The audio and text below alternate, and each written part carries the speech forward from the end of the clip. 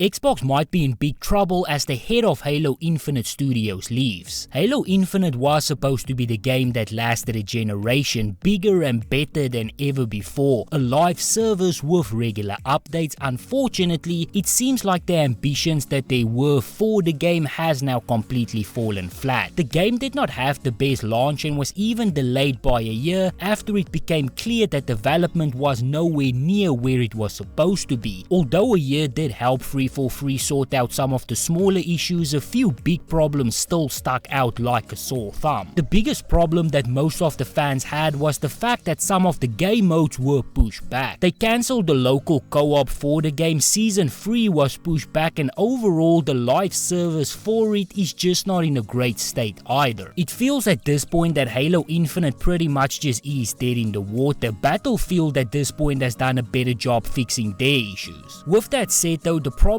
for Halo Infinite is not over because now they have also lost their head. Bonnie Ross has now announced that she will be leaving the company due to family responsibilities. Now first of all, I'm not too sure how true that statement is. It feels like she was asked to leave the company, judging by the fact that she said in her statement that she wished that she could have stayed on for a bit longer. Usually when you work for a large corporation like this, they do give some people the opportunity to quit instead of just firing them, and I do think that this might have been one of those cases. I am obviously just speculating and I also don't have proof for any of this, but I would say that both these cases does seem to suck. If she's truly going through family medical stuff, then that is rough. Hopefully nobody in her family is actually going through that. And if she did in fact had to leave because somebody within the family was going through a medical emergency, then it also must be something very serious considering that she had to leave her job of 15 years. With that said though, if she was fired or asked to leave, then it is obviously also a bad situation as well. In my view, the CEO, and here I mean the Microsoft Gaming CEO Phil Spencer,